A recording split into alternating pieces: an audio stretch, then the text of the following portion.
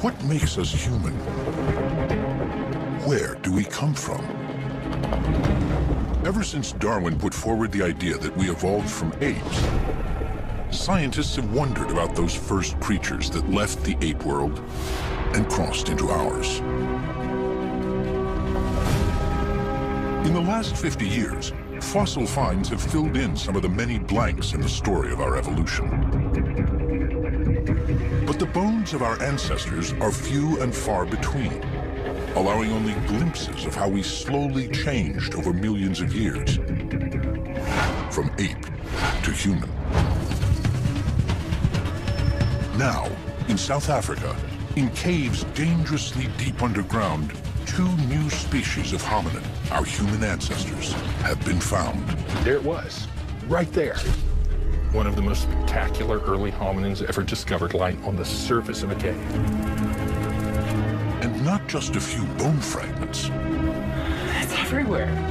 Here, there are thousands. It's just absolutely incredible the amount of bone that's coming up. Oh, beautiful. The first thing that came through my mind was Howard Carter's anecdote about opening Tutankhamun's tomb. It was Lord Carnarvon in the back saying, you know, what do you see? And Carter says, things, wonderful things. I'm gonna give this off to John. Yes. We have found a most remarkable creature and a most unexpected one. So we need a new kind of language to talk about this. These bones could finally bring our past into focus. What story will they tell about how we became human? A new light shines at the dawn of humanity. Right now, on this Nova National Geographic special.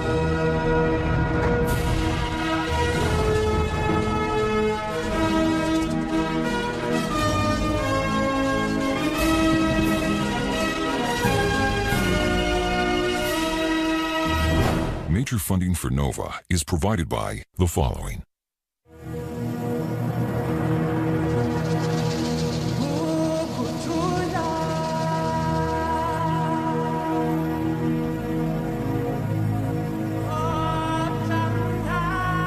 The high plains to the northwest of Johannesburg have been called the cradle of humankind. In the 1930s and 40s, fossil finds here gave us the first important glimpses of our earliest ancestors. Then, for decades, the discoveries seemed to dry up. It looked like the cradle of humankind had little left to offer. Go get him. Good luck. Happy hunting. But now, from deep caves in the cradle come two new discoveries that could reshape the understanding of our ancient past. What is it? It has teeth. It's so solid. There aren't just hundreds of bones. There are thousands of bones.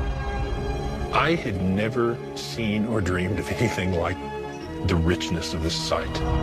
Bones that may end up illuminating a critical million-year period in our evolution that has long been a mystery. There's a big gap in the fossil record with only a few little fragments. The fossil record suggests that in that gap lies the dawn of humanity, the birth of the genus Homo. It's perhaps the least understood and most important episode in our evolution. Before it was the world of Australopithecus, an ape-like creature with a tiny brain. Lucy is the poster child for the Australopiths. She walked upright, but belonged to the world of the apes. If I were to see an Australopithecus at the end of a football field, I would probably call the zoo and say, hey, an ape has escaped. The upper part of the body in Australopithecus is in general very apish. Go down, look at the pelvis, very human-like. An Australopithecus is sort of like a bipedal ape. If you went back in time and saw them walking around the savannah, you would see animals that stood up and walked like we do, but they would have been smaller in body size. Their brains wouldn't have been as big, so their heads would have looked smaller. Their jaws and teeth were very large.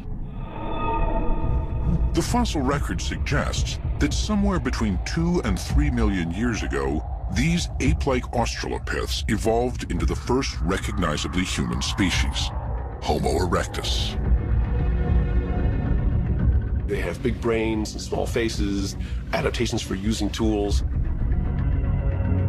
If I were to see, say, a Homo erectus at the other end of a football field, I would probably call 911 and say, oh, there's a wild man here and, somebody should put some clothes on him. So what went on in the transition from Australopithecus to Homo erectus? For years, the only species that filled that gap was a creature called Homo habilis. But so little of it has ever been found, the origins of the genus Homo have remained an enigma.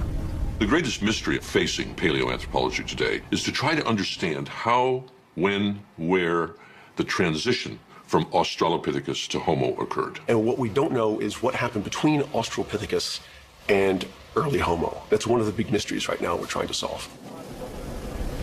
The prize would be to discover fossil remains that could tell us about that mysterious transition. And now, they may have found some. There you can see 2 foot bones in articulation. Emerging from ancient caves in South Africa are fossil finds of astonishing richness. And not just fragments, but virtually complete skeletons. In the very first block that we had a portion of mandible, the lower jaw, and we had collarbone and one of the bones of the forearm. So that was really, really exciting. She's in there. We have a skull, we have a mandible, we have a complete scapula, we have a complete clavicle, we have a complete arm, a complete hand, and half of the pelvis, which we can, with reconstruction, make to a whole pelvis. Will these skeletons live up to their promise, offering us a new understanding of the dawn of humanity?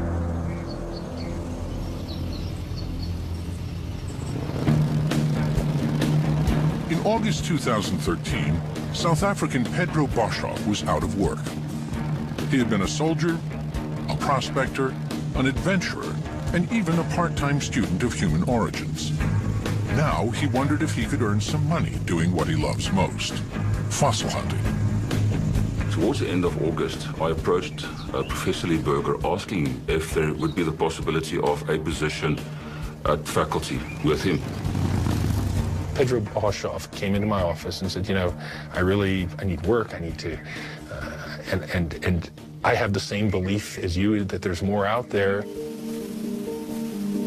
Lee Berger started exploring the area of South Africa known as the cradle of humankind in the early 1990s. After 18 years of searching, he had found only a few isolated fossils. That's not unusual in the field of paleoanthropology.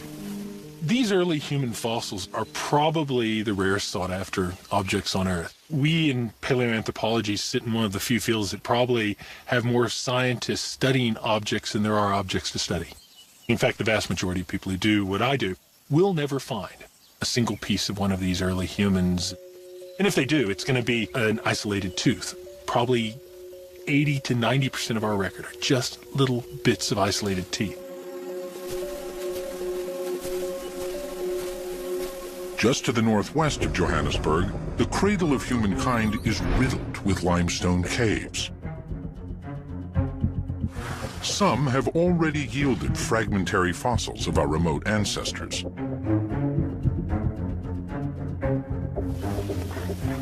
Lee was convinced there were more discoveries to be made. I'd known Pedro for 20 years, and I said, go out there and list your caving buddies, get underground, and see if you can find something. And so I bought Pedro a motorcycle so he could move around out here. Basically, what he wanted me to do is to go through the cradle area, locating and finding fossils. So I sat, as I often do, on a rock, and I contemplated how I'm going to approach this. And then it dawned on me, I'm part of a caving society, having caved in this area for years. And in there, I found Rick and Stephen.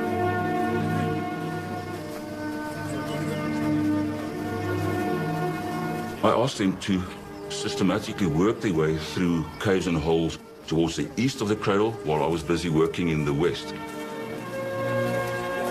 We often don't look in the places that are most familiar to us because we think we know them well. I call it backyard syndrome. And so I said, start right under our noses.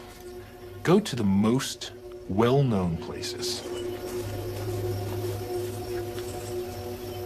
On September the 13th, 2013, Rick and Steve decided to look into a cave system they thought they knew well.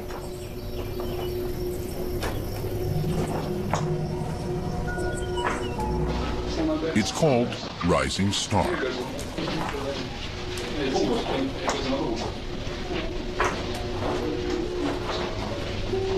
It's an amazing cave. It's got a bit of everything. There's tight squeezes, some great climbs, beautiful formations.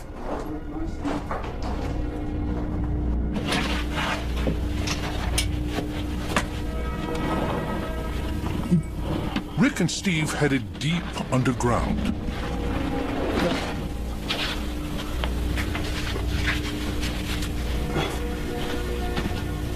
Wanted to show Rick a great climb in the cave called the Dragon's Back. We climbed up there. And in the process of taking some video of the formations at the top of it, Rick wanted to get past me. So I went down a small little crevice, basically so that Rick could crawl over me. I was just getting out of his way. And as I went into it, I noticed that there's still a little bit continuing down.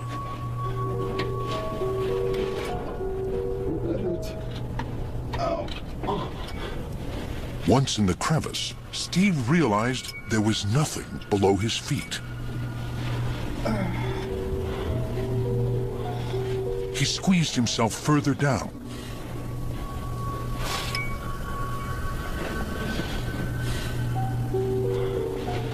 Every time you go down, it just goes a bit further and a bit further and a bit further down. You squeeze your body in so that you don't slip, and you feel around for a grip.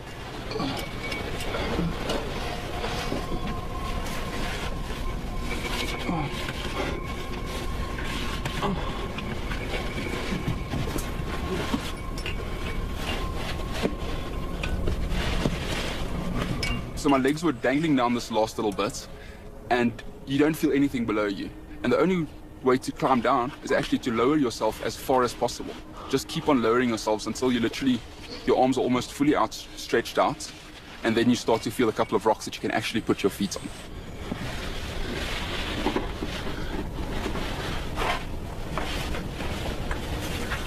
He emerged into a hidden chamber. He called for Rick to come down and join him.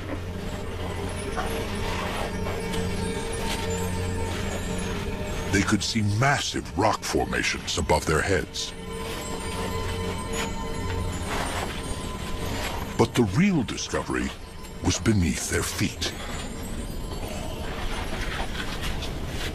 The floor of the cave was littered with small bones. We saw at first one bone lying around. We looked around a bit more, and, well, another bone. We actually spotted teeth in the rocks and realized we actually had found something. Followed by a skull in the ground. And finally, one of the most interesting ones is the mandible, with 4 teeth in it. Rick and Steve had no idea what type of bones they were looking at, but they seemed intriguing. They took pictures and decided to show them to Pedro. And I will never forget when he came to me with the photos, put it on the computer, and the first thing I noticed was the jaw with the teeth. And I realized this is definitely a hominid. So needless to say, I called Professor Berger. He didn't answer his phone, and we decided we're going to drive to his house, because now we were all excited, bubbling, of course. Arriving at his home, I rang the bell, and when he answered, my words to him was, "Lee, you really want to talk to us?" Pedro says, "You're really going to want to let me in." And, 9:30 at night and dark, but I could hear that emotion in his voice. And they flipped open a computer, and I saw something I don't think I ever dreamed I would see on a computer screen. A lot of swearing at first. Apparently that's his reaction when he sees fossils. But yeah, no, he immediately identified it as a hominid. And that was a mandible of what was clearly an early hominid. The teeth just perfect. The next picture had a skull in it of a hominid. I could see it in outline. There were bones everywhere. They'd take every one of them I could see in the image were hominid. I was a bit in shock because it all went like a car crash for me. You know, it really did, black and white, and I have only visual, not audio.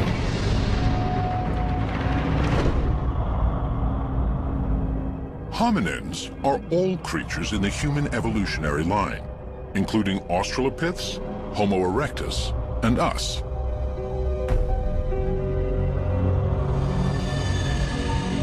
When his shock faded, Lee immediately turned his mind to the question of what type of hominin this might be.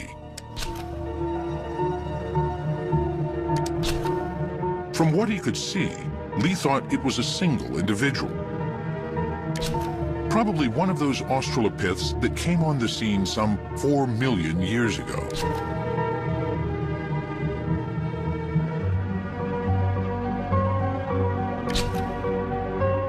The photos were hard to make out. Lee wanted to know if the bones in the Rising Star Cave were similar to fossils he had discovered 5 years earlier.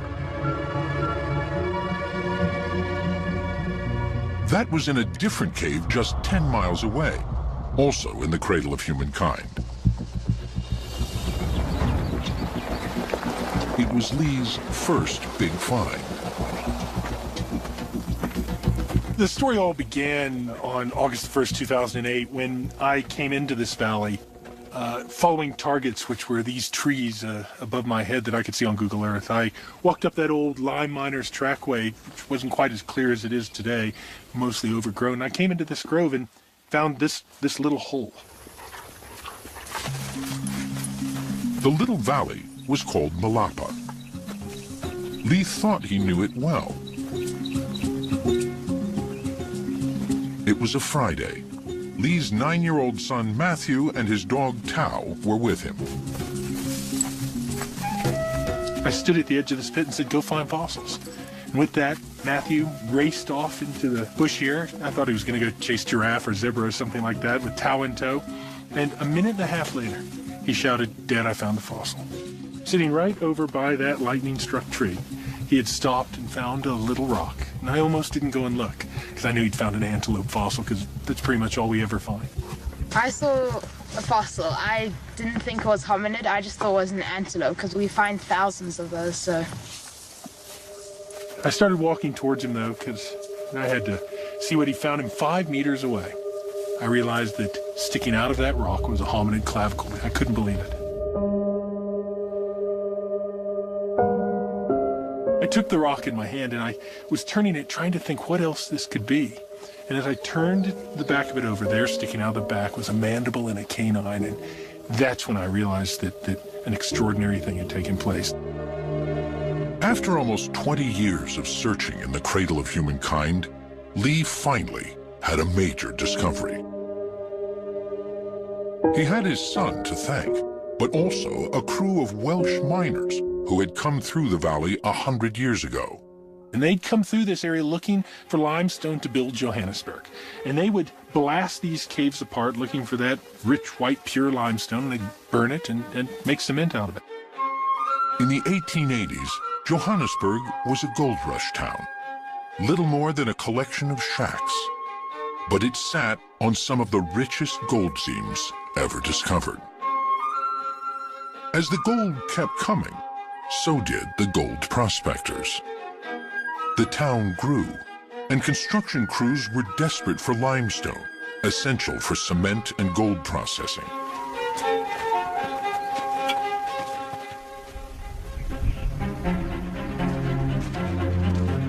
Lime miners combed the high veld outside the town, looking for seams of limestone.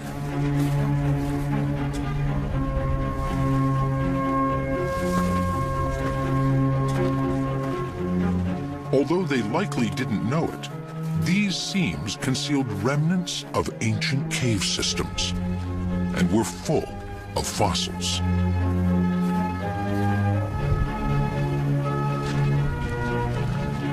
When they found the limestone seam at Malapa, they laid their charges as usual.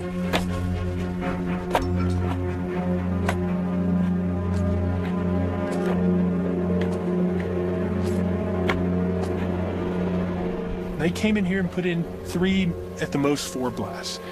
One right below me here, one over in the side, one over there that I can see.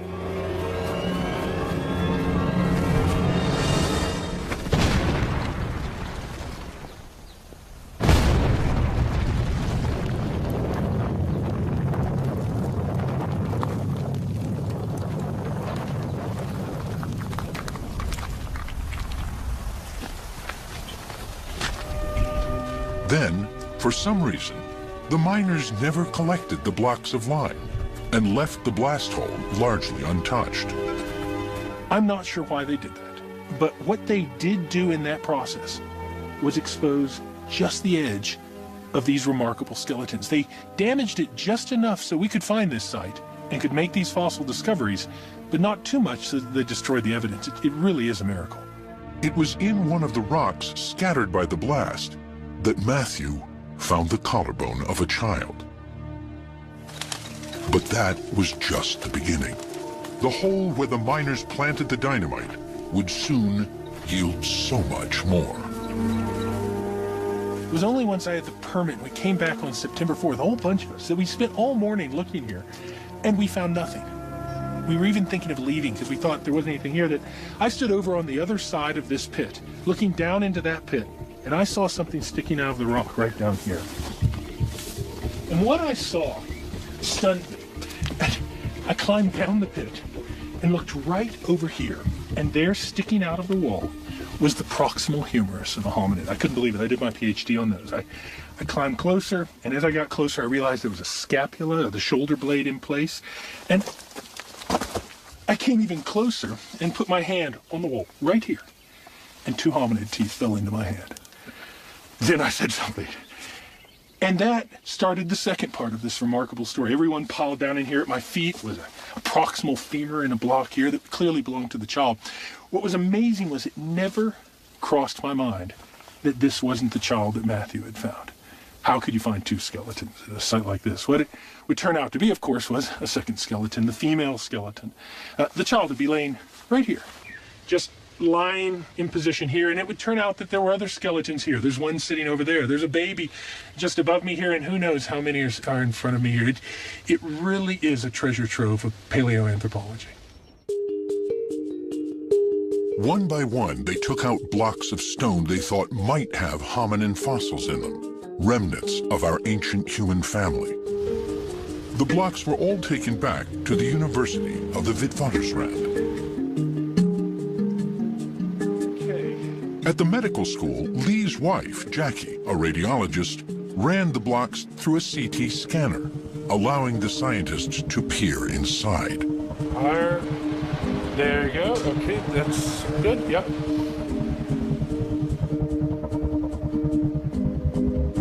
What one of those blocks revealed was stunning. A slice came through, and you could see an entire skull. I was dumbfounded. I could not, in my wildest dreams, believe an entire skull could be sitting in this little rock. Then began the painstaking job of freeing the skull from the rock that had encased it for possibly millions of years. It took me 3 months to get it out. I was the first one that saw this. And you can't describe it to anybody. It's beautiful. I mean, it's been in the ground for 1.9 million years, and you're the first person to see that. I thought, well, you're beautiful. I basically brought this boy back to life. Finally, the skull was free.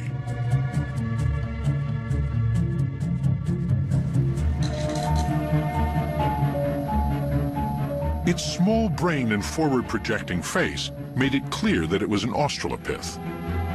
But details of the teeth and other parts of the skeleton made it unlike any found before. Many types of Australopithecus once walked the Earth between about 2 and 4 million years ago. Lucy is known as Afarensis. There's also Australopithecus africanus.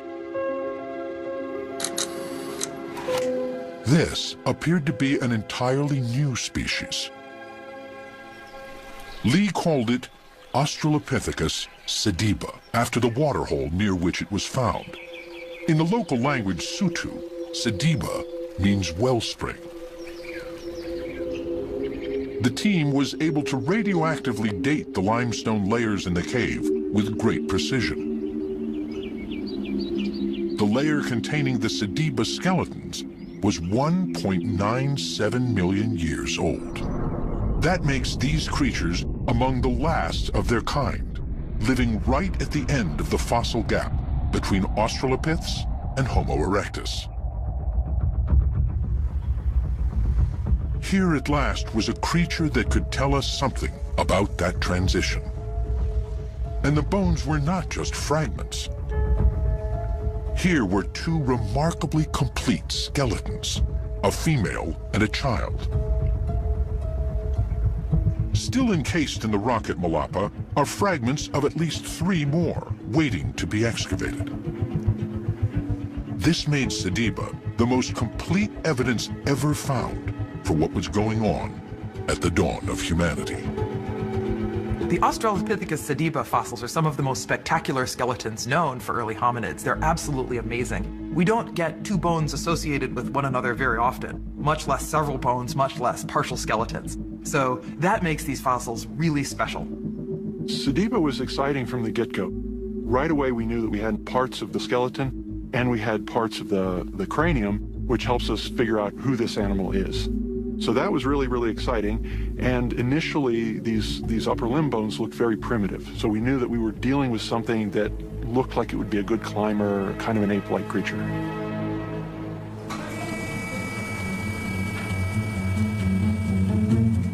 Peter Schmidt's job is to reconstruct sediba's skeleton.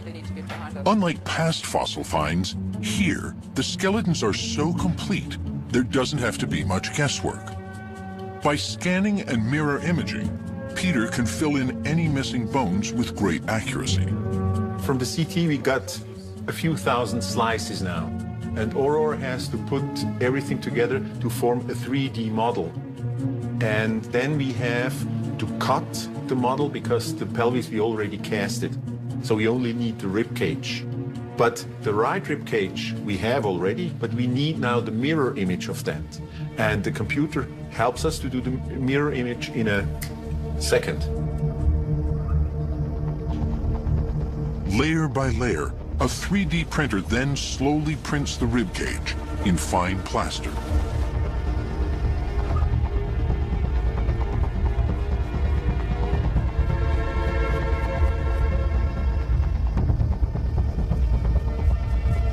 Ah, beautiful. Finally, Peter has assembled a complete skeleton. It's highly unusual. All Australopiths are a mix of ape and human, but sediba has a unique mosaic of features scientists have never seen before in the same creature. The arm is very long, like in a chimpanzee, but the hand is with short fingers and a very long thumb, like a human hand, which was never found until now, because this is the most complete hand ever found in this period. Job Kebe, who was with Lee and Matthew when they discovered the skeletons, has been working on the sediba hand. He's found an unusual combination of ape and human features here, too. What's special about sediba's arm and hand is that we know sediba has a very long arm, which is more chimp-like. But sediba has a very human-like hand. For example, sediba has a thumb which is longer relative to the other fingers, which indicates a human-like condition. Sediba's hand, with its opposable thumb and forefingers, is so human that it could have been a tool user. But since no tools were found, that remains only an intriguing possibility. From the reconstructed skeleton, paleoartist Victor Dieck can start to create a lifelike digital painting. By virtually applying tissue thickness markers carefully calculated from the known facial tissues of living primates, he can build up a realistic impression of Sediba's face. Once that was all done, I have now gone ahead and created a body for it.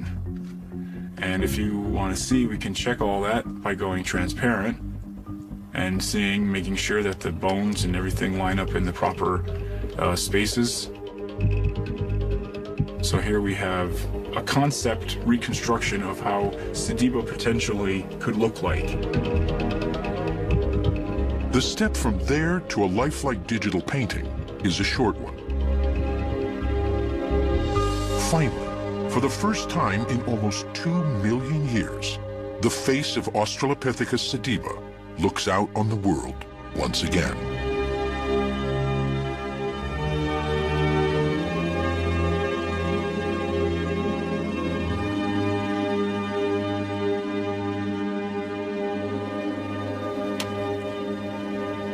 But the true revelations will come from the bones themselves. Because they are so well preserved, these fossils will give scientists unprecedented insights into the lives of these ancient creatures. Everything from what they ate to how they died. Such details might help explain the Australopith's transition into our genus, Homo. They might also prove or disprove a highly influential theory about the dawn of humanity. A theory inspired by the very first discovery of an Australopith fossil.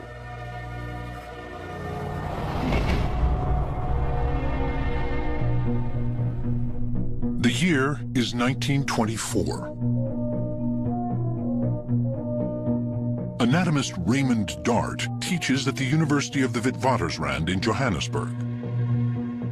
His hobby is fossil hunting, but he never imagines he will find a human ancestor. Nobody at the time believes we had evolved in Africa. Well, in the late 19th century, fossils were found in Europe with the Neanderthals.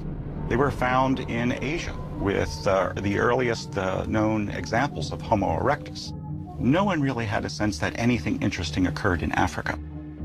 Darwin and Huxley predicted that our origins would be in Africa based on comparative anatomy. You know, they looked at the skeletons of chimps and gorillas, and they looked at ours, and they went, well, they're so close to us, and they're more close than anything else, so it must have been in Africa. And then the sort of second generation of evolutionary biologists shied away from that. They started to find fossils in Europe, they started to find fossils in Asia, and of course that tied in very nicely with sort of racist, imperialistic thoughts of the day. They couldn't abide the thought of it being in Africa. In late 1924, Raymond Dart receives a package. He sees it's from the mining town of Tong in South Africa's northwest province. And in that box is a fossil. And this is a game-changing fossil. It's been sent to him by miners who notice what looks like the skull of a small ape encased in the rock. Dart is fascinated.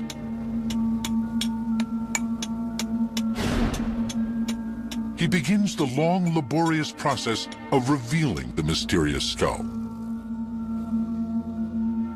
He can see that it is the skull of a child, but like no child he has ever seen before. It has ape-like characteristics, but also some very human ones. And so as he cleaned this fossil and he saw the hole on the bottom of the skull where the spinal cord enters the brain underneath, that he had something like a two-legged walker on his hands. And this he named Australopithecus africanus. And what that means is southern human of Africa. Dart rushed into print with his find. He claimed it was proof that we evolved in Africa, just as Darwin had predicted. He was unprepared for the firestorm his theory unleashed. The Tong child sparked an incredible revolution. Up to that point, everyone said, let's look to Europe for our ancestor. It was unthinkable that anything as important as the emergence of humans could have happened in Africa. Raymond Dart was a feisty guy, and when he was pushed back by the British intelligence, he became faster, more aggressive in terms of his defending of his views. Most scientists disagreed with him. He really was seen as an outsider, but it absolutely set the ball rolling for one, paleoanthropology as a field in Africa, and two, vindication of what Darwin and Huxley had predicted with actual fossil evidence. It showed once and for all that our origins were in Africa and only in Africa, and that's huge. It totally changed the field. Dart was sure he had discovered the missing link between apes and humans. But it wasn't enough to know what they looked like. He wanted to know how they behaved.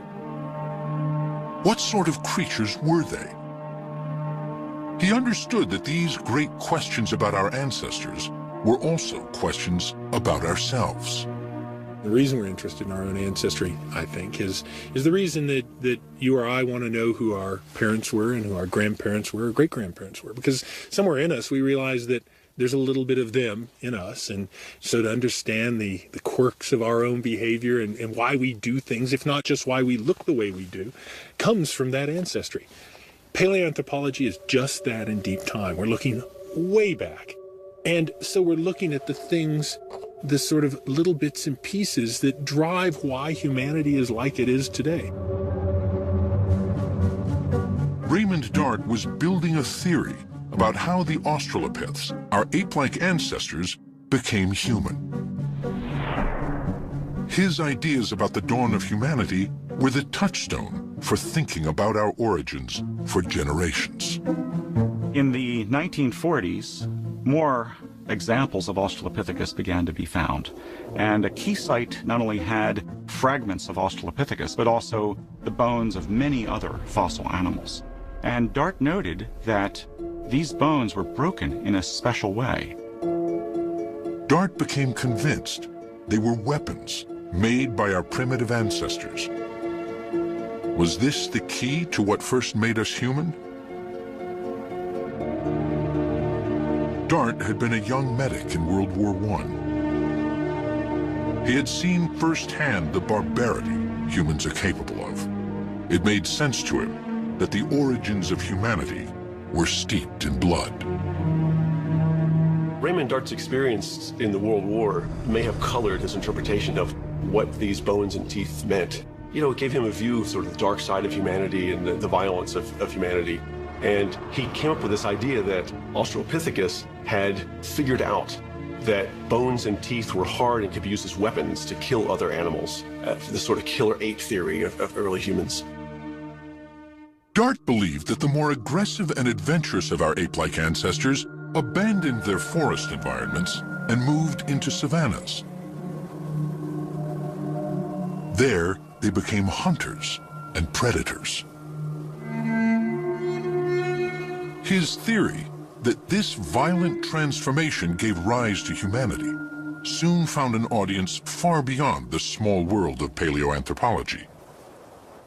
In the 1950s, there was a drama critic and playwright named Robert Ardrey who became very interested in human origins.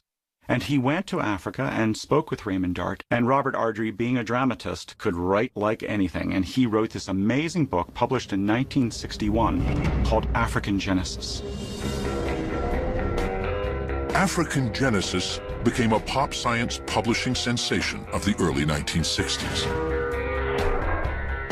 Ardrey's ideas, building on those of Raymond Dart, helped frame public debate about the dawn of humanity for the next 20 years.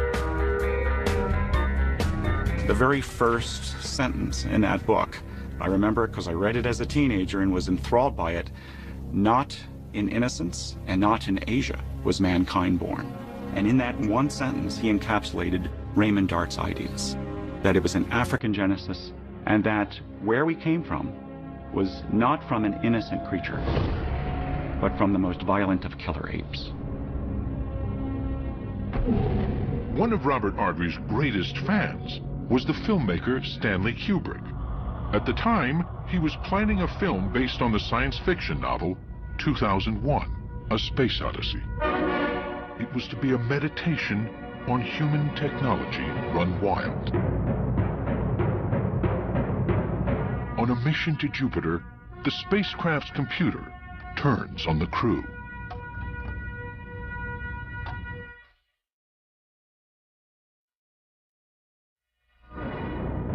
At the beginning of the film, our ancestors discovered the first technology.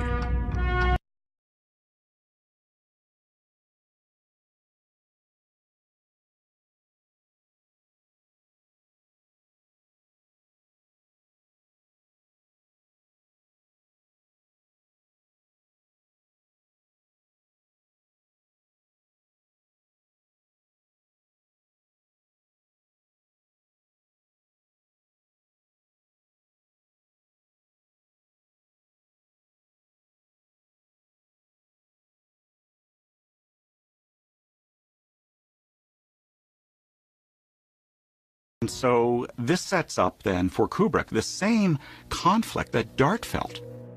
For Dart, that first weapon explained the emergence of human beings, while at the same time it explained the atrocities of the 20th century. Are we killer apes at heart? Is this what we will discover about our ancestors at the dawn of humanity? The discoveries at Malapa may finally provide evidence to support or refute Raymond Dart's theory. The Sediba skeletons are so well preserved, they give the scientists a unique glimpse into their lives. And that's the story we're really after. How did these individuals really live out there in the environment? What did they do on a daily basis?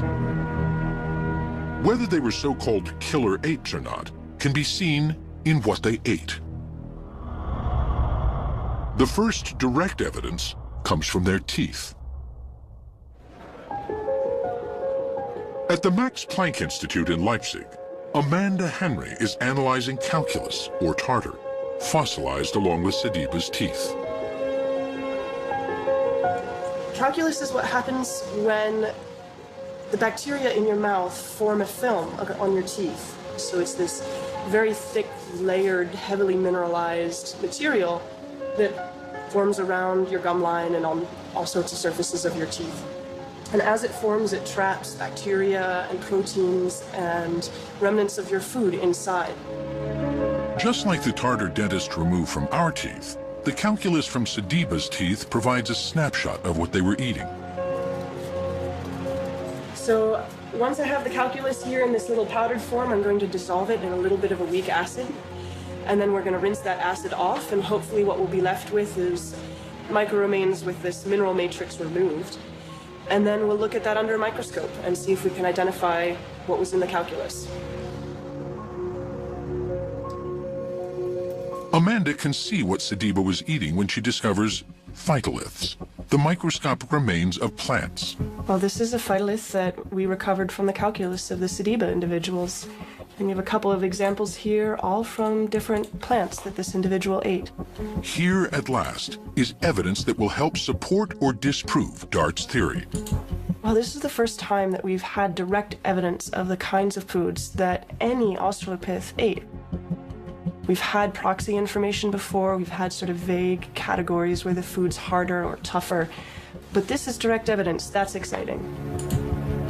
What Amanda can see trapped in Sediba's tartar are microscopic remains of many different plants.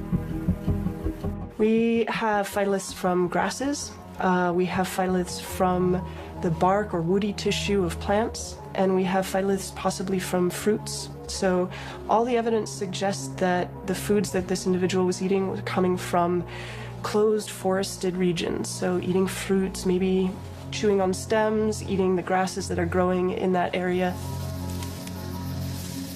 The tooth evidence from Sediba indicates a diet very similar to today's chimpanzees. While they may have eaten some meat, there's little to back up Raymond Dart's theory that they were killer apes.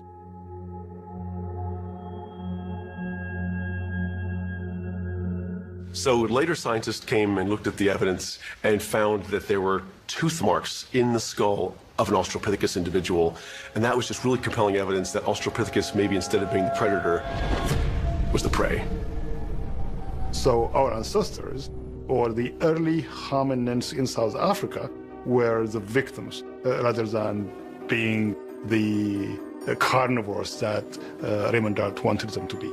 The caves in which he was finding not only the remains of human ancestors, but the remains of many, many, many other animals, which he thought were being consumed and devoured by our ancestors, were actually all the victims of predators and carnivores who were pulling all of those animals into the caves. It seems Raymond Dart's vision of our ancestors as the first killer apes, so famously portrayed by Stanley Kubrick, was wrong.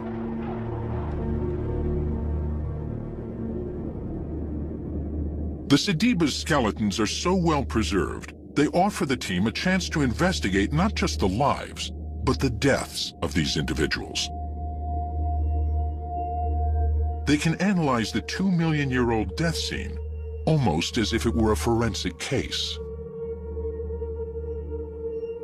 I mean, we're looking at the preservation of organic material here.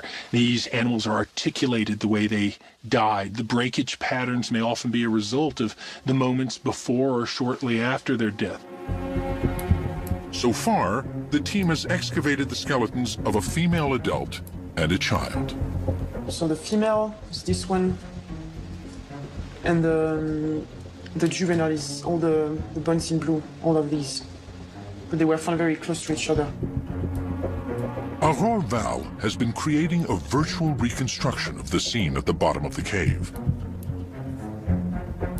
Besides the Sediba skeletons, there are the skeletons of many other animals, too. How did they all get there?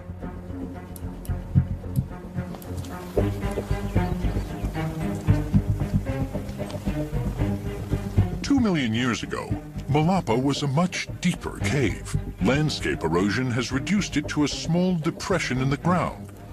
But when Australopithecus sediba was around, it was a cave system about 90 feet deep. Imagine a vertical shaft going up. There's probably water dripping down, roots hanging down. Right here is the curled up body of the female. Lying right there is a child's body, the 13-year-old boy. There are other animals all being eaten by bugs and going through the usual process of decay. This reconstruction shows the Sediba death scene in great detail. Now, the team want to know how all these creatures died. Were they dragged in by predators, or did they fall? The man to answer that question is Patrick Randolph Quinney. He's an eminent forensic anthropologist, more accustomed to working on murder cases and mass graves. I'm involved in looking at homicides, involved in looking at the forensic identification process. So unknown remains, giving them back their identity and their name. That's what I do for a living. The skull of the child is the first piece of evidence. This is this fracture here. And it's a fracture that's actually separated part of the body of the jaw, and it runs up through the tooth. And basically, if you're in an impact, you jar your teeth together, and you create compression on the tooth row, and that provides force, or generates force, which goes down to the tooth roots. And what this has done is actually split part of the corpus apart. So it's actually damage consistent with, effectively, an impact on the jaw, and the energies come from the teeth out into the bone around it. And that only happens mechanically with fresh bone. So this individual was still functioning skeletally when this happened. The mandible fracture is a green fracture that happened when the bone was fresh, at or around death. It would be consistent with a fatal fall. The fractures to the forearms are even more telling. Then if you look at MH2, she's got a fracture that runs through the body of this joint, where it articulates in the elbow with the humerus, with the bone of the upper arm. There are also other fractures associated with the wrist in this portion of the ulna and this portion of the radius. And we've actually got fractures in the scaphoid and the triquetral bone in the wrist as well. And what this appears to indicate is that putting your hand out to stop yourself. This seems to be good evidence the individual was alive when she fell. The cave at Malapa was probably a death trap. Were they searching for water and lost their grip? Perhaps they were trying to escape in terror from some predator. Whatever the reason, they fell and died either immediately on impact or soon after.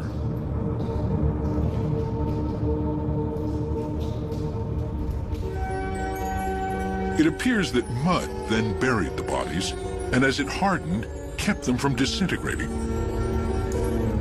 This is why they were so well preserved.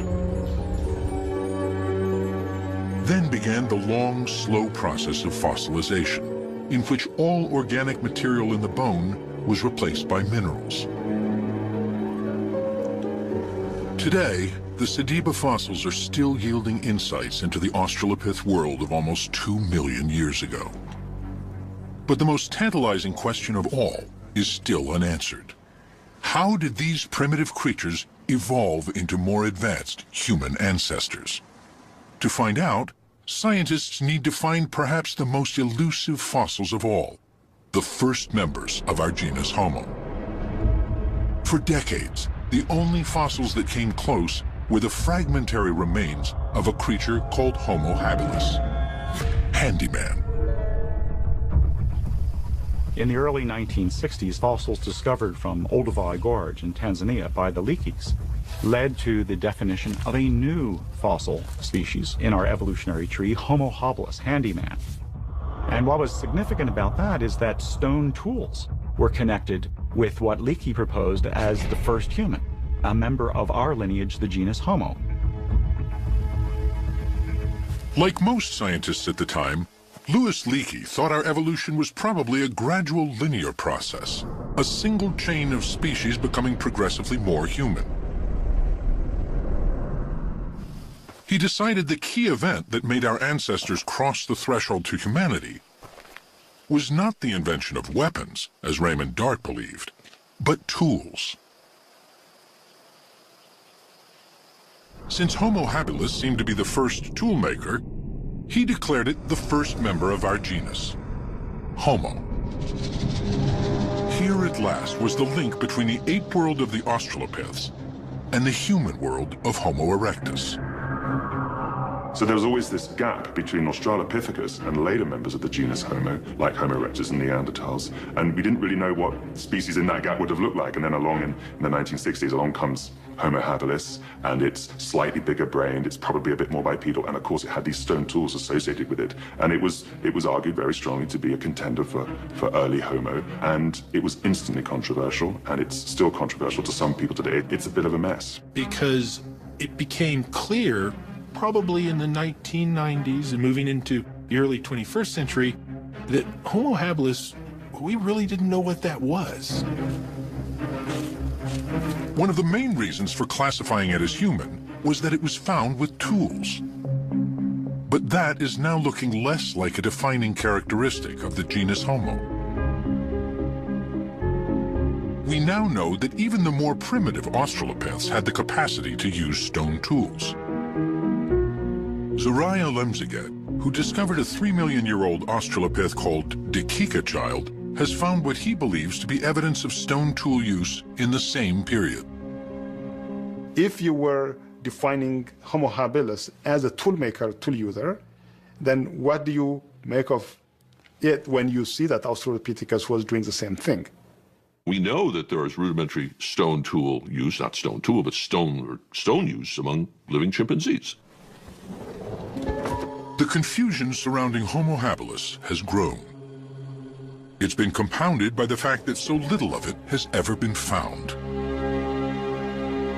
Colleagues have said, you know, If you had a shoebox, you could put all those fossils that might be early members of the genus Homo into it and still have room for a good pair of shoes.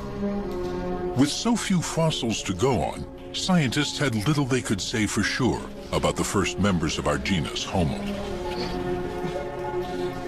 This was the situation when the two young cavers, Rick Hunter and Stephen Tucker, made their discoveries in the Rising Star Cave.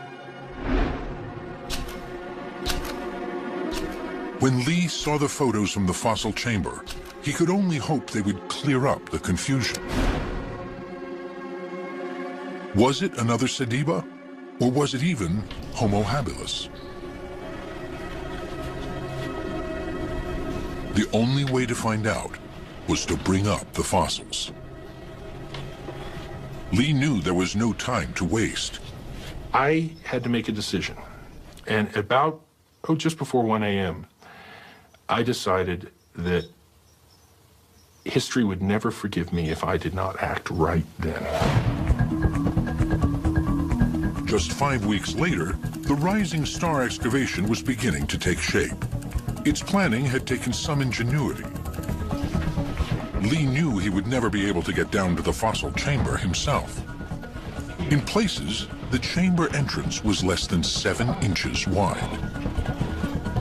I put a call out on Facebook saying, I need skinny scientists who are not claustrophobic, who are cooperative, who can work together in a dangerous and difficult environment.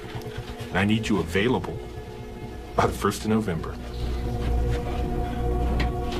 I saw Lee's Facebook post, actually, and on a whim, I applied for it, and the next thing I know, I got asked to interview, and from there, just things started happening really quickly. I saw a call that came out on Facebook from Lee that was looking for skinny scientists, skinny paleoanthropologists that weren't claustrophobic, and that would be able to fit into a slot that was about 18 centimeters.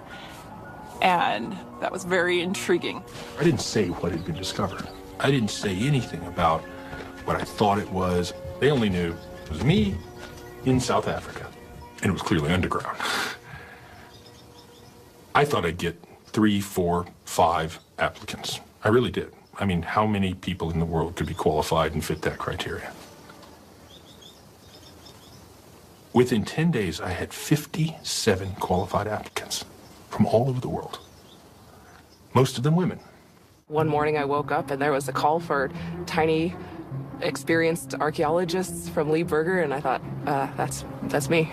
I received the Facebook post via a friend who saw that it was an ad for a small archaeologist with caving and climbing experience, and she said, that's you. I'm almost finishing a PhD in physical anthropology, osteology, so this is my area. I'm an archaeologist, so I can study up quick on the paleo stuff. I'm a PhD candidate specializing in evolutionary biomechanics, so more on the paleoanthropological side of things. It really seemed perfect. In fact, when I read the call out to my husband, he said, well, they might as well have just written Marina is wanted over here.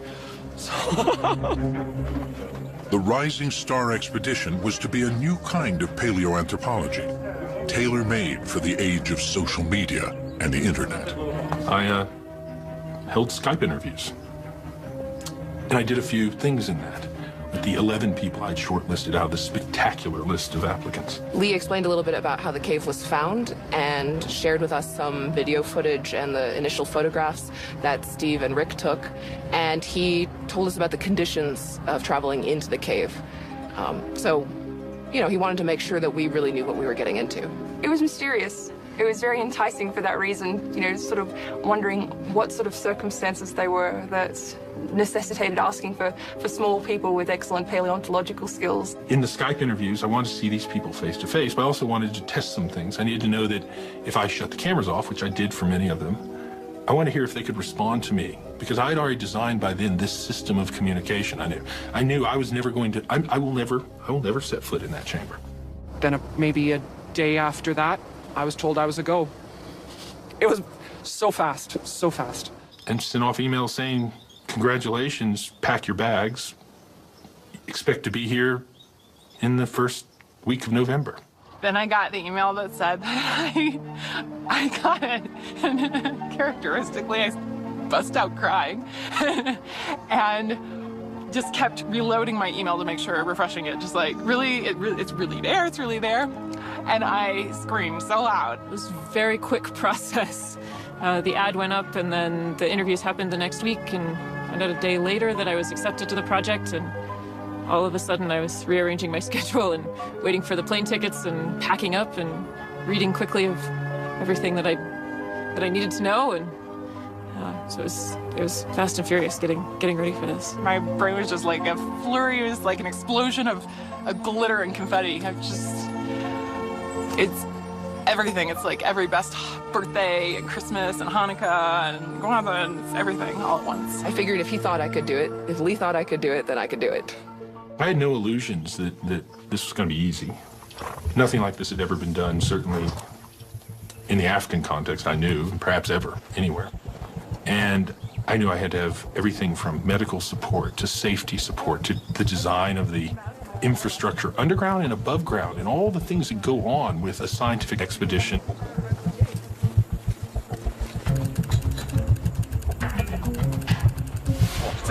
Yeah, let's get it back. As the camp was set up, Pedro, Rick, and Steve readied the cave for the excavators. There will be a caving bag. Green, yes. Safety lines, lights, cables, and cameras were installed. The possibility for accidents was ever present. Lee rehearsed safety procedures over and over again. Critical issues, no one panic. Yes, we see you. A command post was set up, from which he could watch virtually every part of the cave. I really began to get a feel for what I was putting these young women into as the cavers who were laying over 2 kilometers of cable. And I think they were terrified, and I was terrified. They were still untested. We took them through the caves, testing their capabilities in this system. And so we reached the 10th, which was my intended day of going in, and we tested systems. Everything worked. It was a little sloppy, but it worked. We tested safety. It all worked. And by the early afternoon, we were ready. You'd be surprised. I'm actually a person, a gentle soul. Is it weeping in the corner like a golem? Yeah. Marina, Becca, and Hannah have been chosen to go down first. Still, nobody knows exactly what they will find. I've seen a skull. I've seen the other pieces. I am pretty sure that we have got quite a lot of a skeleton of at least one hominid. That, of course, waits to be seen, and it's going to happen pretty fast now over the next several hours.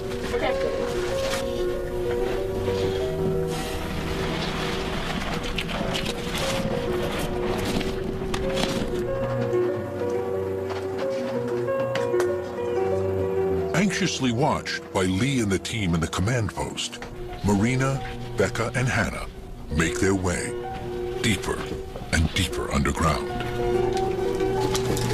The descent is difficult, and as I looked down, I thought, oh, you know, I don't know if I can do this. But then once I was committed to go down, it was actually much easier than I was dreading. Just trying to also slow it down a bit because I've got the GoPro running.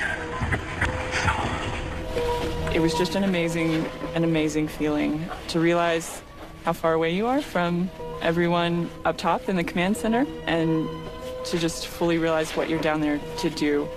I became a little bit overwhelmed, but then you also have to turn that off in some sense because you're only down there for a limited amount of time and you have a job to do, a very important job to do. Going down the chute for the first time was, honestly, it wasn't as bad as I thought it was going to be. Then you come into a landing zone and there's a hallway to pass through. It's not really a squeeze, but it's a narrow passage to pass through, and then the chamber opens up again.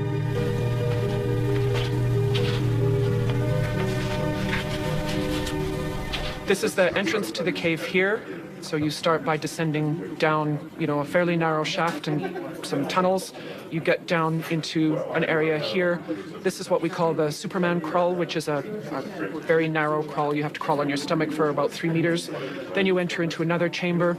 This is what we call the dragon's back. So that's the ridge climb with the sort of 4 or 5 meter drop on either side. You get up to the top of dragon's back and you end up at the top of the chute, which is another sort of tunnel access that then you start the 12-meter descent into the chamber. And so that's this area here. Once you drop into the chamber, you're actually just in a landing zone. It's another sort of antechamber. You then go through another passageway into the main chamber, which we call UW-101, or the fossil chamber. Marina is the first to enter the chamber. There was a little bit of trepidation, I have to confess, and a lot of excitement to be the first of the advanced scientists to go into the cave. The first thing that came through my mind when I went through the final slot into the actual final chamber was Howard Carter's anecdote about opening Tutankhamun's tomb. I think it was Lord Carnarvon in the back saying, you know, what do you see? And Carter says, things, wonderful things. And it was that feeling. God, this place is beautiful.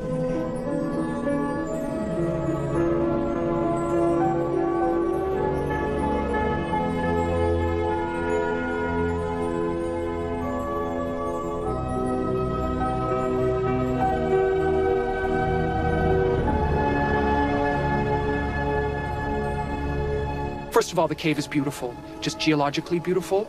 And then you look down and there was just a sea of bone.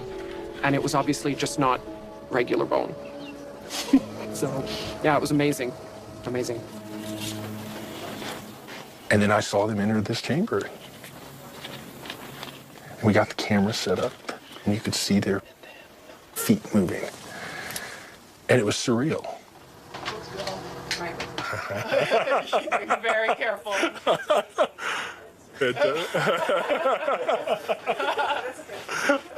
Fantastic. There we go. Skull is being flagged. You can see the skull here. She's now flagging the mandible. And then the process started. The process of doing science began. So we'll put pin number 1 right beside the mandible, and that's where we'll concentrate. Okay. Okay, das ist super. Okay, thanks. Bye. Yeah, that's perfect right there. Okay, gonna start scanning. Okay, scan. The first foray into the fossil chamber lasts only a few hours, enough time to start scanning and flagging bone fragments, as well as to test the safety systems. Okay, how did that go? Let's see. It's mapping right now. Finally, it's time to bring up the first precious fossil, the mandible. They're coming. Yeah, I see what looks like a mandible in the middle there, on the right. That looks fantastic.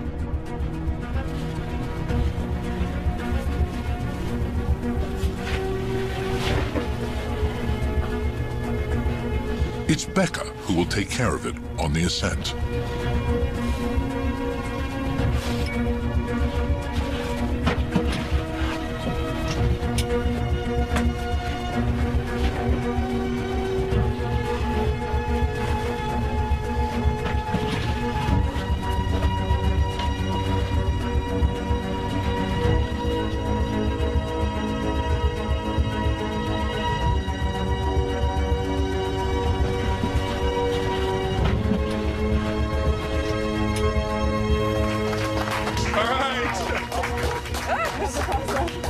You got the fossil, huh?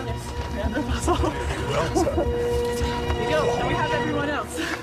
Everyone's out. Rick's out safe. They're all out. Going out. Well done. And so first their safety and that they were out was just this enormous emotive relief. And then the sense that they'd actually got this thing. So now I was going to see for the first time what all of this was about. And when they opened that little box and we unwrapped this thing that they collected, every great idea we had went out the window. Gone, you know. Suddenly we didn't know what we had. When he had first seen the jawbone in Rick and Steve's photos, Lee had decided it probably belonged to an Australopith. One of the most striking characteristics of an Australopith's face is its large ape-like jaws and teeth. As the Australopiths transitioned into the genus Homo, their faces shrunk. Jaws and teeth became smaller. When he finally had the jawbone in his hands, Lee saw it was too small to be an Australopith. It seemed quite human. Could it be a new specimen of Homo habilis? Or could it be a new transitional species between Australopiths and early Homo? These are the questions on anatomist Peter Schmidt's mind as he studies the mandible from Rising Star. He had this molar teeth and a very strange use of the frontal part here.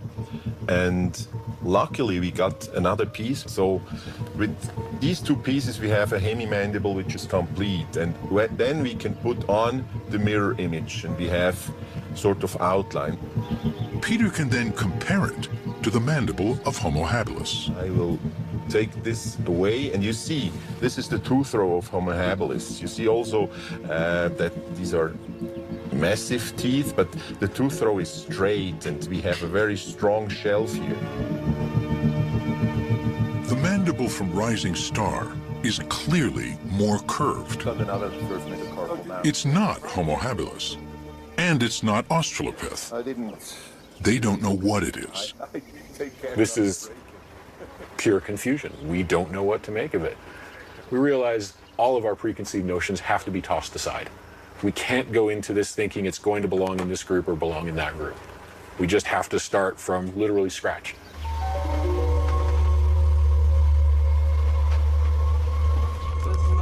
The team hopes that as more fossils emerge from the cave, the confusion will clear up.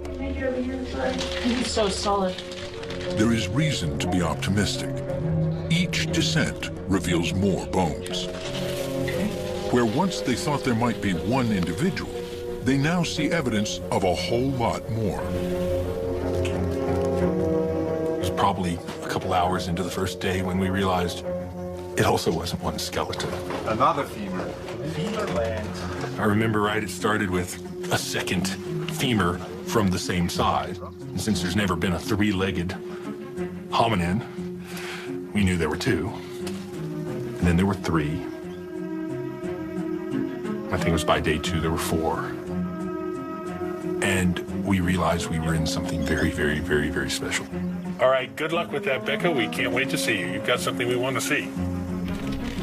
Every time the scientists in the cave remove a piece of bone, they find more bones beneath it. It's everywhere. I mean, it's all strewn all throughout.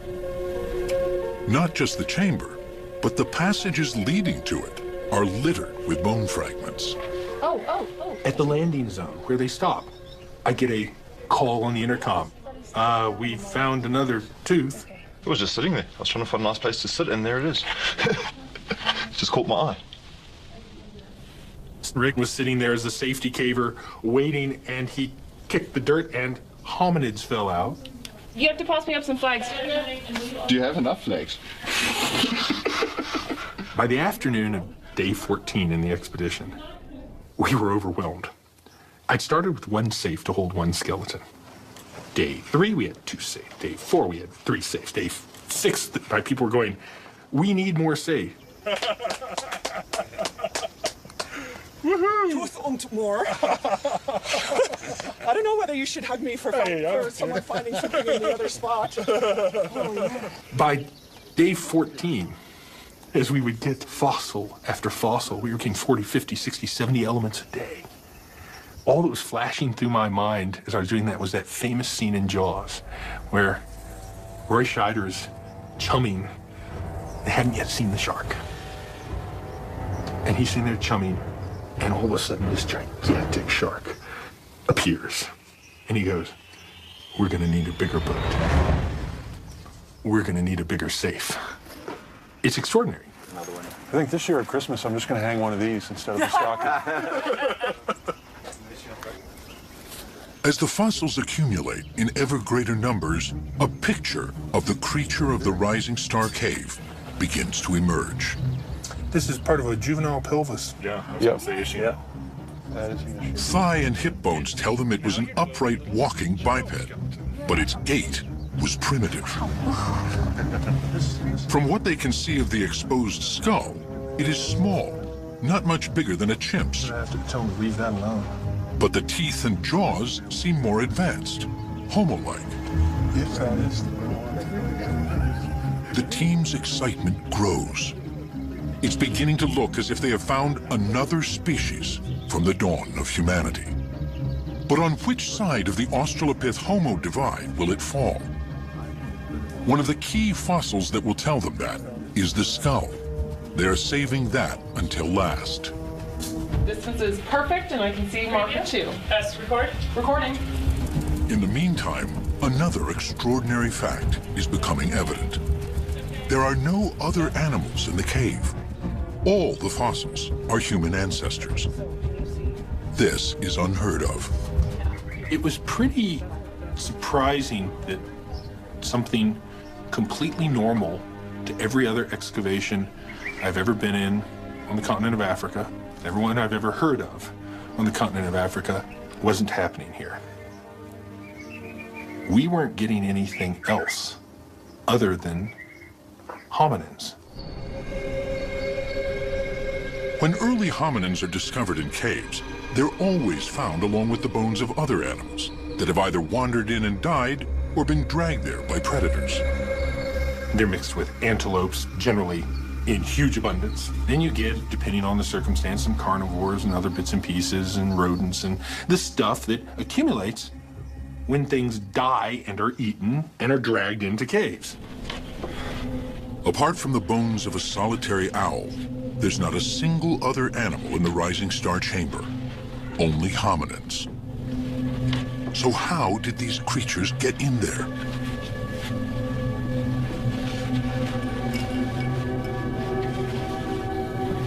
The chamber is very inaccessible, deep in the dark zone of the cave, with no entrance other than the long, narrow chute.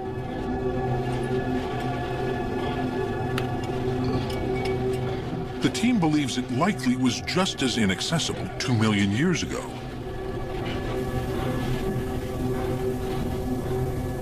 It's starting to look as if the bodies might have been intentionally placed there. Could this possibly be some sort of burial?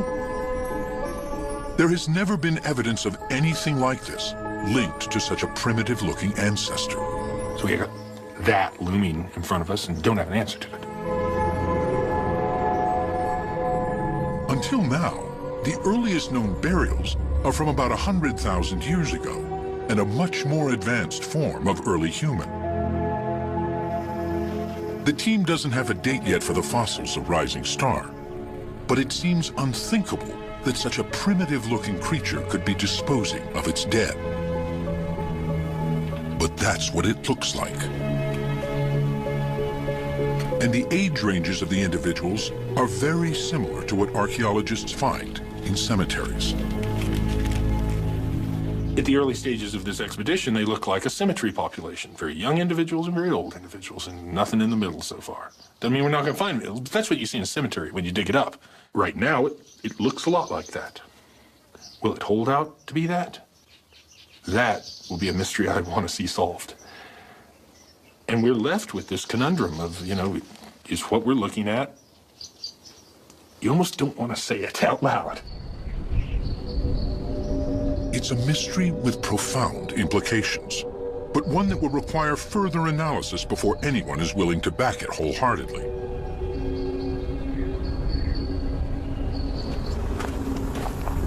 The excavation is now approaching its third and final week. Wow. Perhaps the most important bone has been left until near the end, the skull. Its shape and the size of its brow ridges will be crucial in telling them whether the creature of Rising Star is Australopith or Homo, human. We're going to go ahead and bite the bullet and take that skull out, okay? Yes, good. If only because it gets it out of the way. Yes, I know. It's like... Not because you want it out, to see it, right? A couple of reasons we want to get out. One, the skull can tell you a lot. It can tell you cranial capacity, you start getting an idea of the shape of the skull. Is it Australopith-like and pinched in the front, or is it rounded, more like a human, or is it something in between? Does it have a sagittal crest neck? We want to see that skull. I have no way. And also the skull was probably the most complex initial extraction. It's fragile. It's a thin piece of bone to break apart. We needed to know whether we could get something like that out. And we needed to get it out, see what was underneath it. whether this was a skeleton or whether there were lots of individuals associated with each other. So there was all this tension. And it was a lot harder to extract than we thought. Oh, I'm sure you'll find plenty. All right. Stage on in after her. Good luck, everyone. Have a blast, huh? Thank you, will do. All right. Let's get you something here. Go get them. Good luck. Happy hunting. Thank you. Enjoy topside.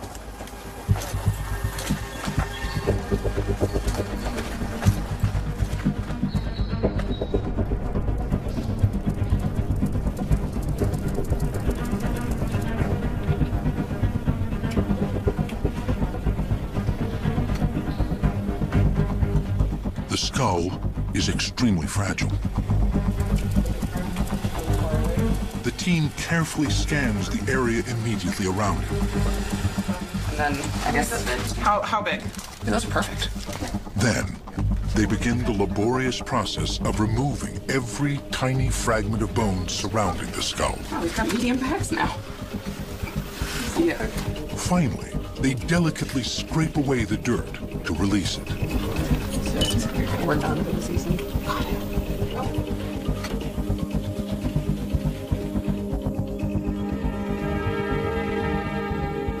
Everyone was feeling all these points of tension around the science of the skull when we knew it was imminent coming out.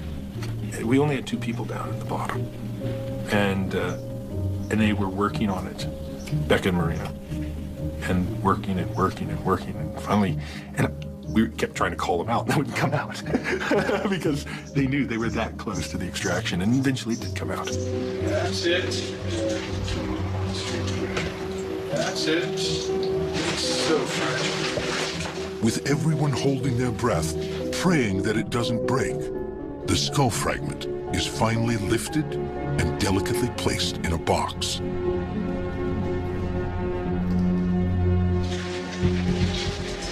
That's it.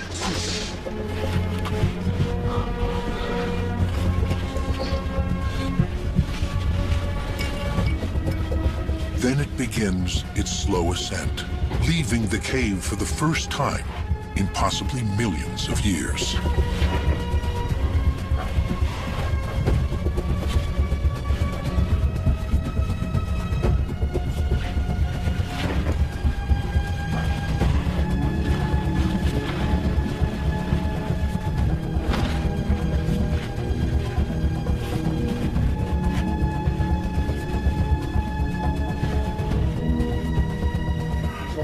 Yeah, that's right. He's holding the box, so he can't do this. He's got to be much more careful than that. Yeah. All right, there it is. All right.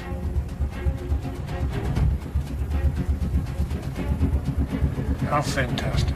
Wow. And all of those scientists piled back in, all of the people who spent so much time and so much energy coming to this moment went back in there. And they lined up in the most difficult places, up the dragon back to basement, where they knew there was a risk that it could get damaged. If dropped, it could get destroyed. And this huge team effort occurred as they handed this off from one to the other, as it moved its way from this dark recess where it's been for however long it's been, to the entrance of the cave, where those of us not privileged enough to be able to get into this system had to wait. Huge tension watching this passage on the cameras until there it was. There we go, folks. Let's go get him. Great moment.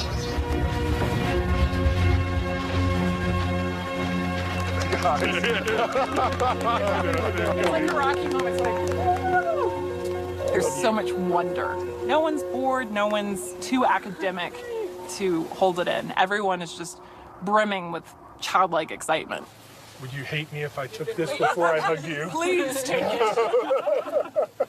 Oh, well I don't done. even want to hug you without me.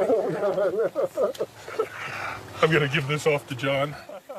I'm constantly sitting there and stopping myself and going, oh my God, this is like, it's old. It's probably the first time this fossil has seen the light of day or in millions of years. And so I'm continually sort of having to stop and just think for a moment and sort of revel in it. It's the moment everyone has been waiting for. They hope the skull fragment will be the telltale piece to identify the creature of rising star as either an Australopith or a member of our own genus. Looking at a left frontal, so it's this part, the orbit, and then part of the brain case just behind the orbit, and that is a very important piece. Large orbital ridges with indentations behind them would indicate Australopith. Smaller brow ridges with evidence of a more rounded skull would say Homo. We do have our genus. We do. We have our genus with that. This is indisputably Homo. Yes, yes. The team's verdict is clear. They have a new member of our genus. Did we done good? You did good. You know you did.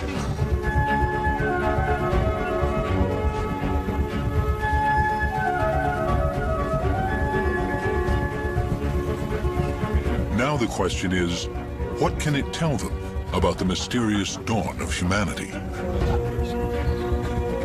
We are certain that this is in the genus Homo, our genus, and we are certain it's a new species. And that's where we are right now. The idea that we've discovered a large number of individuals, males and females, young and old, of a new species in the genus Homo. In the next phase, they'll have to piece together and analyze the rest of the fossil remains. Already they have almost 2,000 bone fragments from more than 12 individuals. The rising star discovery is one of the most startling and amazing discoveries in all of hominid evolution. To have that many fossils in one place is unprecedented and took everybody by surprise. The excavation was planned as a 3-week operation. As it nears its end, the scientists know they will have barely scratched the surface of what Rising Star has to offer. I had never seen or dreamed of anything like the richness of this site. There aren't just hundreds of bones. There are thousands of bones. It's clear. You can't blow on the ground and it doesn't uncover another one. They can't gently brush their hand across it and teeth and long bones don't fall out, usually of another individual.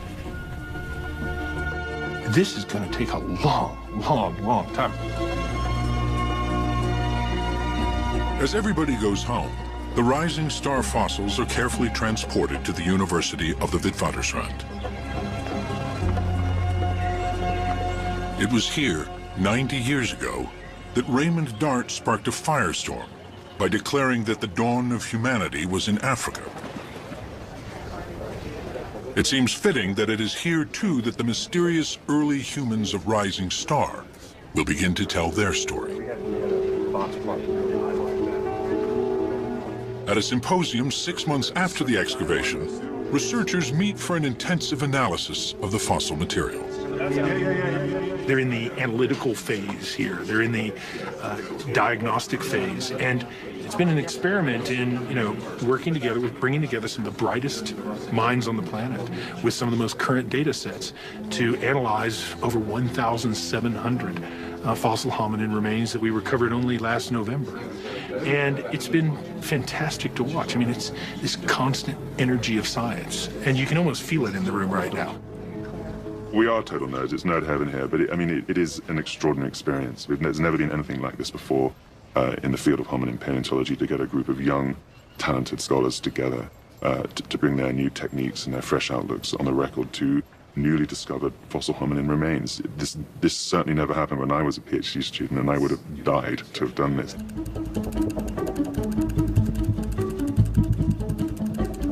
As the analysis goes on, the bones from the Rising Star Cave are finally ready to be presented to the world. We've got a new species of early human in the genus Homo, and that's tremendously exciting. We've never had anything in that transition period between the late Australopiths and the earliest members of our genus in any kind of abundance, and boy, we have it in abundance now. To members of the team, the fossils suggest a creature unlike anything ever found before. We're looking at creatures that are human-like in their feet, human-like in their hands, human-like in their teeth. Everything that interacts directly with the environment is Homo. And everything that's sort of central, you know, the trunk, the architecture of the vertebral column, the brain, those sorts of things are more primitive. It's like evolution is crafting us from the outside in.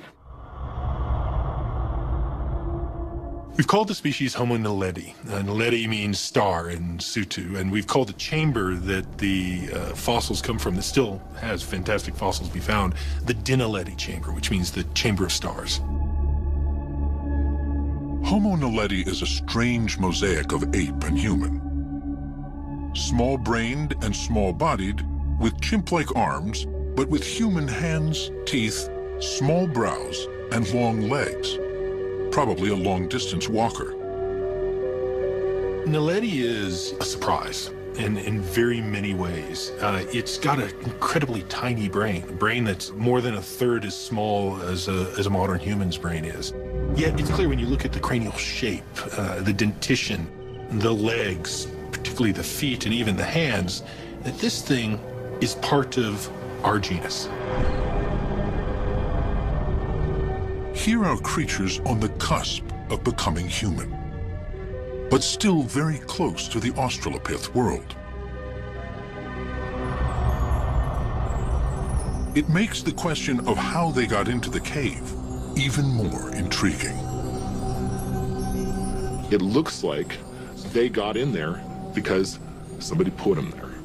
Now, if we say that, you have to understand that's a very controversial thing to say. And so we approach it very conservatively. We can show that there's no signs of predation. We can show that there's no predator that accumulates only hominins in this way. We can show that they didn't all get there at once. We can show that there's not a flow of material into the chamber. And that's where we leave it scientifically. You know, we can say the best hypothesis we can come up with is they were put there. If this is true, its implications are far-reaching.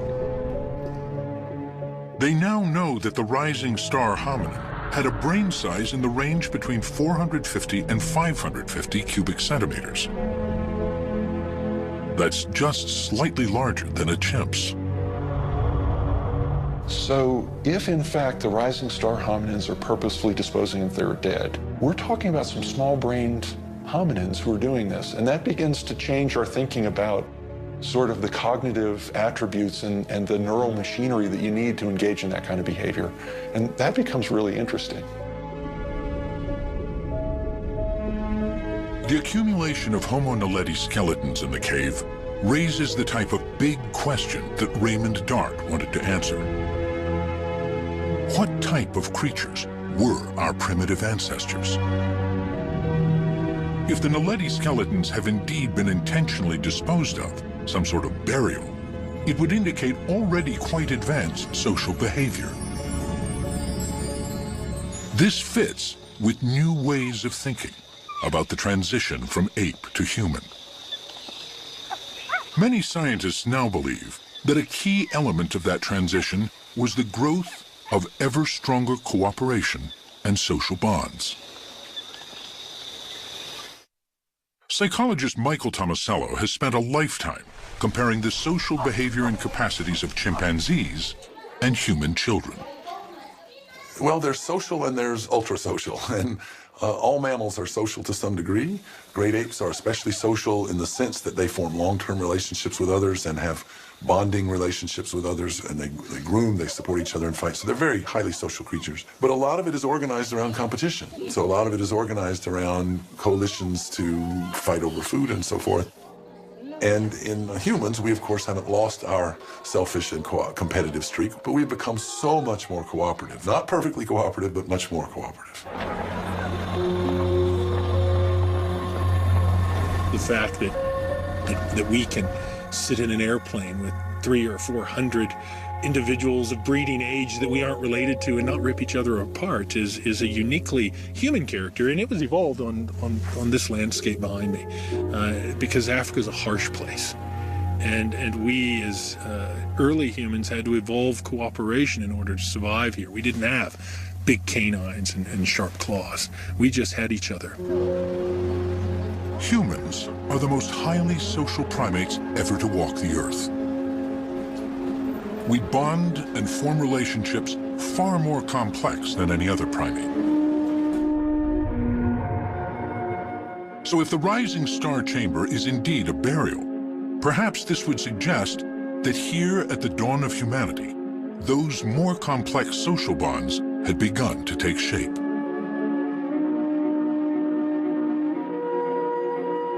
This possibility will generate fierce debate as other scientists weigh in.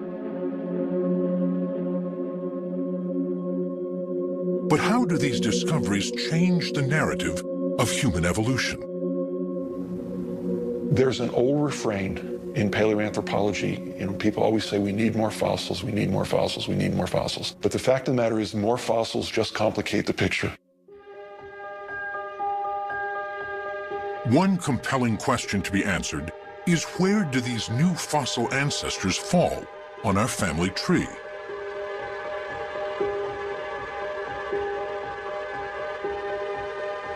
Dating the fossils is proving to be difficult and complex. It will take time. The thing that's hard about it is we don't know how old those fossils are. And we can tell what they look like because we have so many of them. But if they're 3,000 years old, or if they're 3 million years old, it's going to mean a very different thing for how it changes our understanding of human evolution. Because we have a date, things are a little clearer with the Malapa finds. At 1.97 million years old, most scientists believe Sediba is too late to be a direct ancestor of ours. Our genus Homo was already established by the time Sediba came along. But even if Sediba is not our direct ancestor, it does show there were many different types of primitive ancestors living together at the same time. Okay, yeah, keep on. The quality of the material that Lee is uncovering is really phenomenal. Sediba shows that we had more than 2 or 3 species in South Africa 1.9 million years ago. It's a very interesting find. It shows that there were diversity. It's a beautiful material, but I don't think that Sediba was ancestral to our genus Homo.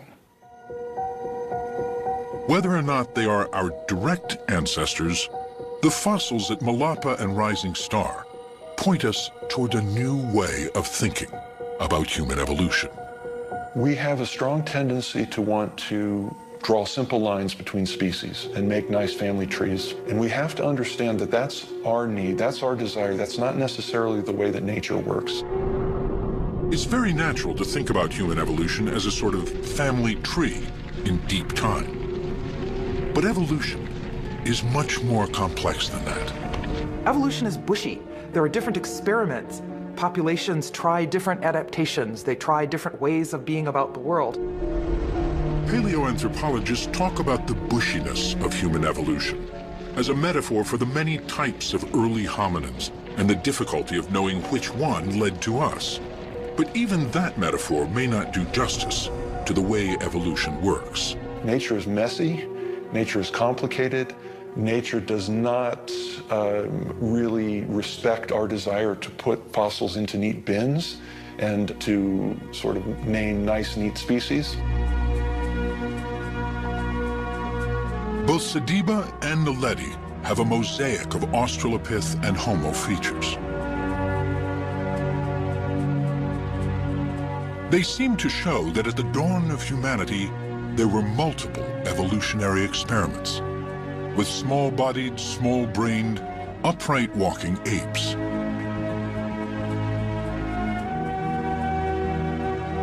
Scientists now know some of these varieties of late Australopith and early Homo lived together at the same time. And some of them may have been interbreeding. These aren't fully formed species, and there's a lot of interbreeding between these groups. Some adaptive features are evolving in one group, other adaptive features are evolving in other groups, and by interbreeding, those are coming together. And if that's the case, we may never be able to draw neat lines between any of these groups and later Homo. Perhaps now we need a new metaphor to help us understand our evolution. One that expresses better the dynamic and fluid nature of it. Now, perhaps the best metaphor is a braided stream. And that's brought on by discovery of these mosaic hominids like Naledi, Sediba, and others. They're showing us there's lots of experiments going on. Some of these evolutionary experiments died out. Others came together and interbred. The ebb and flow of genes through these groups was probably so complex that we may have to give up hope of discovering a simple linear evolution. So imagine in your mind a glacier in the top of a valley, and what happens is as it melts, it creates many, many rivulets, and some of them are large and some are small, and they all move off down the valley. And almost inevitably, at the end of that valley is going to be a lake, of which some, maybe the majority, but not all, are contributing to. I think we have to begin looking at these species we're finding as almost individual channels in a braided stream. It's clear they have something to do with the end population, and that's us, the billions of human beings alive today. But it's hard to tell which one's the most responsible for us being here. The new finds on the plains of South Africa are adding a vital new chapter to the story of our origins. The tantalizing gap in the fossil record at the beginning of our genus is being slowly filled in.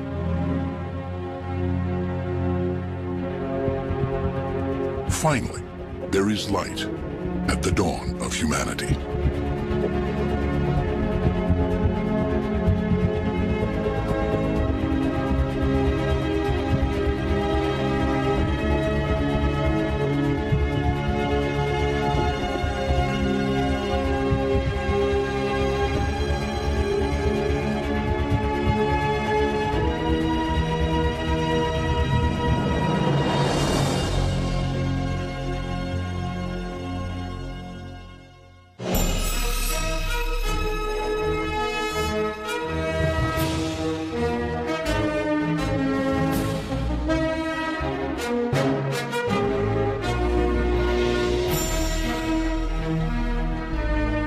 This NOVA program is available on DVD. To order, visit shoppbs.org or call 1-800-PLAY-PBS. NOVA is also available for download on iTunes.